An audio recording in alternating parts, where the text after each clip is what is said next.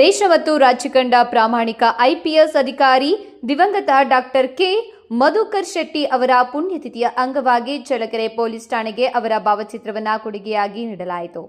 ಕರ್ನಾಟಕ ರಾಷ್ಟ್ರ ಸಮಿತಿ ಪಕ್ಷದ ರಾಜ್ಯ ಕಾರ್ಯನಿರ್ವಾಹಕ ಸಮಿತಿ ಸದಸ್ಯ ಮಹೇಶ್ ಸಿ ನಗರಂಗೆರೆ ಅವರ ನೇತೃತ್ವದಲ್ಲಿ ಮಧುಕರ್ ಶೆಟ್ಟಿ ಅವರಂತೆ ಪ್ರಾಮಾಣಿಕತೆ, ಧೈರ್ಯ ಹಾಗೂ ಕರ್ತವ್ಯ ನಿಷ್ಠೆಯಿಂದ ಪೊಲೀಸರು ಸೇವೆ ಸಲ್ಲಿಸಬೇಕು ಎಂದು ಮನವಿ ನೀಡಲಾಯಿತು.